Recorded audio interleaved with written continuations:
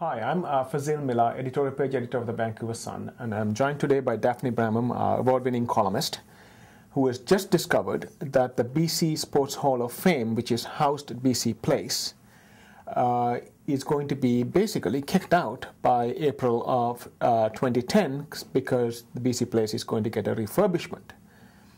So where are they going to go? Who's going to pay for their relocation? And how are they going to manage this? Well, this is the problem. The BC Hall of Fame is a wonderful place. It's got thousands of artifacts from going back to the 1800s. The first Olympic medal from 1912 that was won by a British Columbian is there. There's all sorts of memorabilia from sports teams. They've got an Aboriginal Sports Hall of Fame there included in there, multi-sports. They don't know where they're going. They have no money. They weren't even invited to the press conference where it was announced that the Lions and the Whitecaps would get this temporary facility paid for by the government, by us. They weren't even invited to the press conference. Wow. So they found out that they thought they had at least until the fall of 2010. Now they're going to have to be out by April. The biggest interest you're going to get ever is after a big sporting event like the 2010 Olympics. So here they are. They have no money. They've got to move. They've got to move within days of the Paralympics ending. They don't know where they're going because they have no space. The government hasn't helped them. Okay. They don't have any angels to pay. They expect that just to box up and pack up all of this stuff, much of it has to be, they can't store it because it's got to be temperature controlled, $200,000 just to pack the artifacts. And then they need space. They need at least 10,000 square feet. They need a space that's high profile. They need a space where people can get to. How much is that going to cost? They think that they need $750,000 just to survive next year. Okay. Now, how much of the funding do they get for operations right now from the provincial government? Right now, they get about a third. About a third? About a third. But this is all extra money that they've got to have.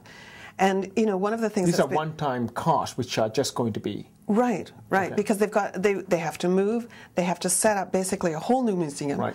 And what they would really like to do is, after the games, they were hoping that they'd be able to do a exhibition, a traveling exhibition that they could send around the province. Because this is really what the Hall of Fame does is not just collect artifacts. What they do is they have a huge educational component. They tell us a story of British Columbia. They tell us a story of British Columbia, and one of the things that they're very keen on is not just telling kids about what it is to win.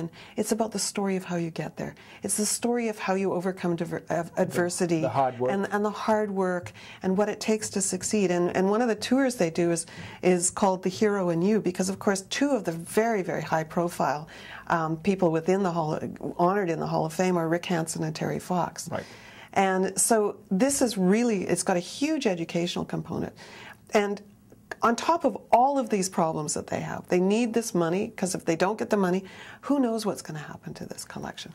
But on top of that, they can't, VANOC has yet to agree that they will give any of the artifacts from the 2010 Olympics to the Sports Hall of Fame. And you think, well, where else should it go? The City of Vancouver's museum, the Vancouver Museum would like some of it. Right. But time is running short. The games start soon, and of course anyone who knows anything about collecting knows that you have to have a plan for what you want. Why are they being treated like a, I shouldn't use the term, but I mean, they're basically being treated so badly in the sense that they have not been notified? I mean, they're here at a press conference. Surely the government, somebody must have told them this before.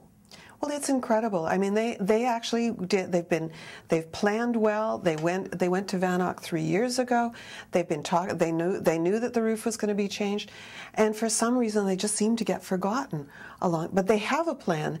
They did a comprehensive plan saying what they would like to do after the Olympics. They had a comprehensive plan that they presented to VANOC 3 years ago, saying, you know, these are the artifacts that we would be interested in, because after the Olympics, the IOC gets first pick, then the Canadian Olympic Committee.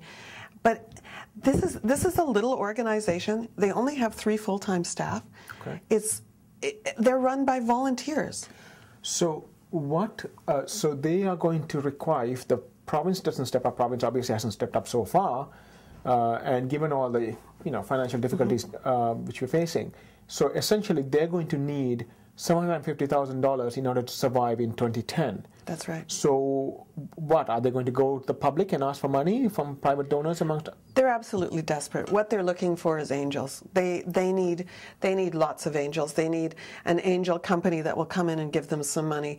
They need some people, if designers who have experience doing this, they need them to donate their time. And they literally are in survival mode. If they're to survive, they really need some angels to step in. Since it's Christmas time and in the season of giving, if anybody wants to donate, you can always get in touch with the, I guess, the BC Sports Hall of Fame. BC Sports Hall of Fame. It's in BC Place. They are still open. They're going to be open all during the Olympics. And you'll be able to get into the Sports Hall of Fame even though the Olympics, the opening ceremonies are going to be there, and there's going to be activities every night, medal presentations, but you'll still be able to get into the Sports Hall of Fame. It's a great deal. Family membership, $55 for a year. You can go as many times as you want. It's a really great place. Thank you very much. Thank you.